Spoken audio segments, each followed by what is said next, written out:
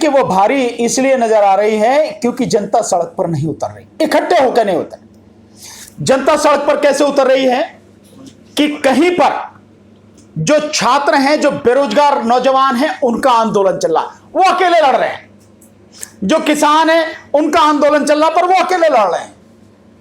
यहां दलितों पे या किसी पे अत्याचार हो रहा है, वो अलग लड़ रहे हैं, अकेले लड़ रहे हैं। कहीं सरकारी जो वो लोग हैं, सैनिक वगैरह हैं, जो भूतपूर्व सैनिक वगैरह, वो अपने ओआरओपी के लिए वो अलग लड़ रहे हैं, अलग अलग लड़ रहे हैं, छोटे छोटे समूह में लड़ रहे हैं। होना यह चाहिए कि सबको इकट्ठा होकर, सबको मिलकर और सरकार के खिलाफ संघर्ष करना चाहिए। क्यों करना चाहिए?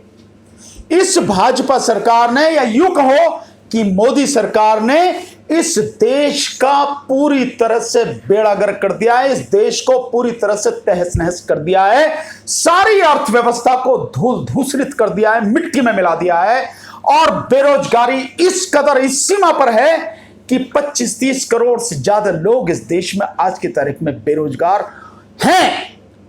जो लोग, आपने देखा होगा कि अभी एक सरकारी आंकड़ा आया है, संसद में ही आया, एक जो संसद के मंत्री हैं उन्होंने ही रखा कि 4 करोड़ लोगों का पलायन हुआ इस महामारी के दौरान, जिसको जो कहते हैं जो प्रवासी मजदूरों का जो पलायन हुआ, दुनिया में इतना बड़ा पलायन नहीं हुआ। उसकी संख्या बताइए, सरकार बता रही है। ये अनऑफिशियल आंकड़े तो 8 करोड़ के हैं, लेकिन सरकार के आंकड़े ही अगर आप मान लेते हैं तो सरकार बता रही है 4 करोड़ लोग। उन 4 करोड़ लोगों में से 80% लोग ऐसे हैं जिनको कोई रोजगार आज की तारीख में नहीं है, उन 4 करोड़ में से। और इसके अलावा जो और लोग थे, जो सैलरीड क्लास के लोग थे, सैलरीड क्लास के 2 करोड़ 10 लाख लोगों का रोजगार खत्म हो चुका है, उनकी नौकरी खत्म हो चुकी है। जो उत्पादन है वो बिल्कुल पूरी तरह से शून्य, माइनस में चला गया है। ये इसकी उत्पादन की स्थिति हो गई है।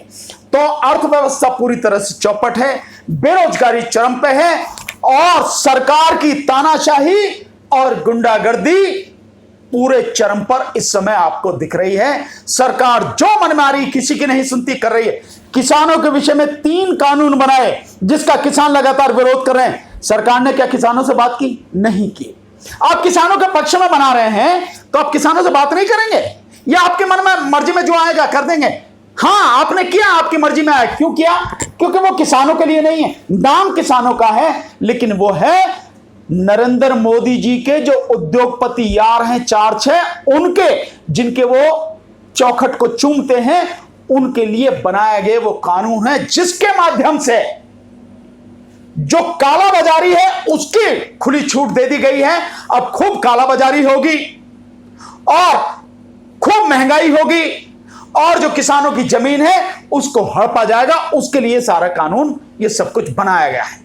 दूसरा, आप एक चीज पर गौर कीजिए, 8 करोड़ लोग वो बताए गए सरकार द्वारा कि जिनके पास राशन कार्ड नहीं है, उनको राशन देने की बात आई। आपको मालूम है कितने लोगों को राशन मिला? 11 राज्यों में मात्र 2% लोगों को, मात्र 2% लोगों को राशन मिला 11 राज्यों में। इसके अलावा जिनके पास राशन है, उन लोगों को भी जो अब तक राशन मिला है, वो केवल 59% लोगों को राशन मिला, 41% लोगों को राशन मिला ही नहीं है। और इसका मतलब यह है कि देश के तकरीबन जो लोग, जिनके पास राशन कार्ड है, जिनके पास राशन कार्ड नहीं है, कुल मिला के तकरीबन 10 से 15 करोड़ लोगों को राशन ही नहीं मिला। तो कैसे जिंदगी जी रहे होंगे आप समझ सकते हैं। रोजगार खत्म हो गया, किसी तरह की कमाई नहीं है, घर में जो भी था वो भी खत्म हो गया। अब किस हालत में लोग जी रहे होंगे इसका अंदाजा आप लगा सकते हैं। और इस अब दूसरी तरफ देखें, वही प्रधानमंत्री, जिस प्रधानमंत्री की ये सारी नीतियां हैं, जिस प्रधानमंत्री ने चोर दरवाजे से किसान बिल लाए, चोर दरवाजे से कोरोना महामारी के समय में ऑर्डिनेंस, अध्यादेश के माध्यम से वो बिल लेके आए, और उसके बाद में जिस तरह से मत जो होना चाहिए था, मत विभाजन जो होना चाहिए था राज्यसभा में, उस मत विभाजन की मांग होने के बावजूद भी, जबकि एक सदस्य भी अगर मत विभाजन की बात करता तो मत विभाजन होगा, लेकिन उसको भी हल्ला गुल्ला में, शोर में सब खत्म कर दिया। कोई उसमें मत विभाजन, क्योंकि राज्यसभा में बुरी तरह से सरकार हारती और वो बिल किसी हालत में पास नहीं हो सकते थे। लेकिन इन सब ने मिलकर हल्ला गुल्ला में मत विभाजन को साइड में कर दिया और ध्वनि मत से उसको पास करा हुआ दिखा दिया। एक ये स्थिति। दूसरा, मजदूरों के कानून, अभी आपने देखा 10 दिन में जो चला है उसमें मजदूरों का कानून, मजदूरों की सुरक्षा के लिए जितना भी था, पहले ही इस सरकार ने जो दूसरे हाथ में दूसरे पारी जो इसकी चल रही है 2019 के चुनाव के बाद, उसके 100 दिन के अंदर अंदर मजदूरों से संबंधित कानून जो है ऑलरेडी उनको जो बुरी तरह से खत्म कर दिया था, पर जो भी कुछ रहा अब उनको भी इसने पूरी तरह से खत्म ही कर दिया।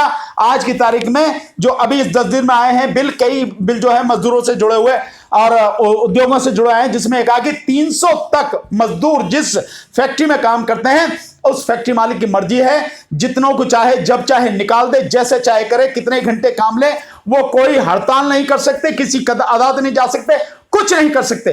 तो मजदूरों को मार दिया, किसानों को मार दिया, जो बेरोजगार लोग नौजवान हैं उनको मार दिया, छात्रों को खत्म कर दिया, महिलाओं की इज्जत आबरू कैसे है आपके सामने सब कुछ देख रहे हो, पूरी दुनिया देख रही है किस तरह से लूटी जा रही है।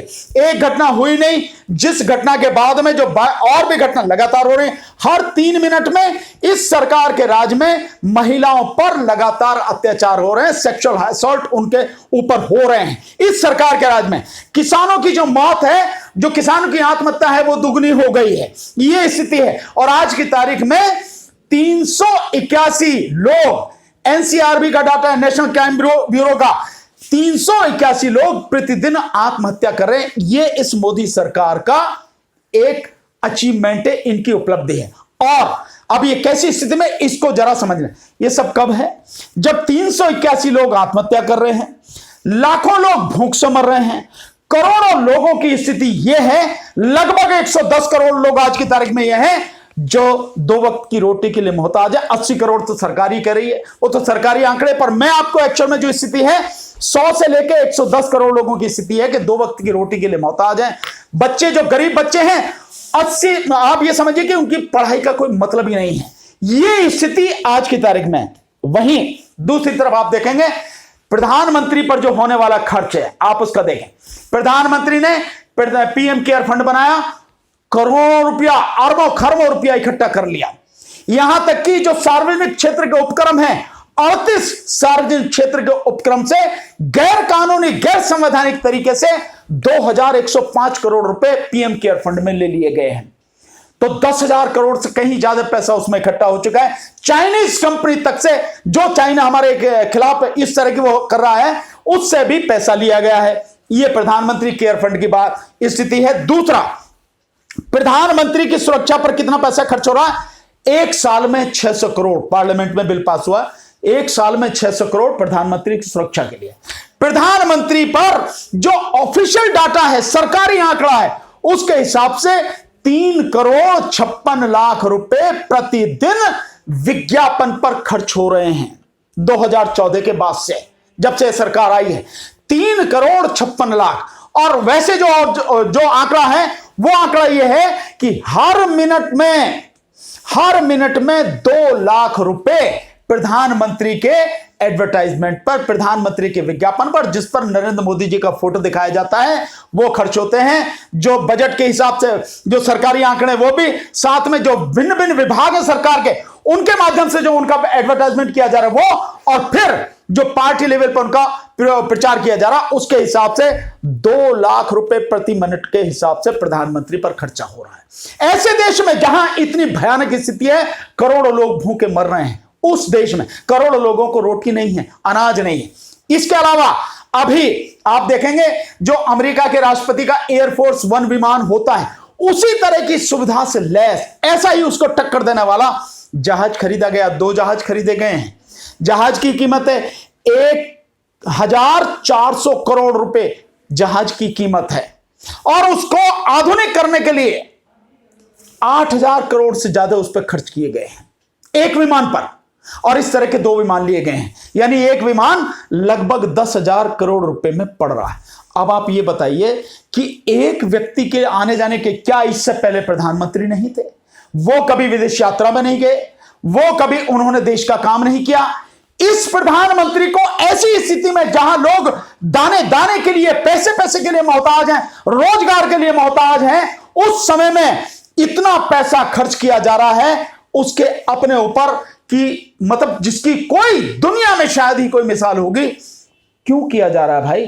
तो ये जो सरकार है, मोदी सरकार है, इसने जिस तरह से इस देश को पूरी तरह से लूटा है, ऐसा उदाहरण शायद ही दुनिया में कहीं मिलेगा। तो सरकार का है ये हाल आज की तारीख में।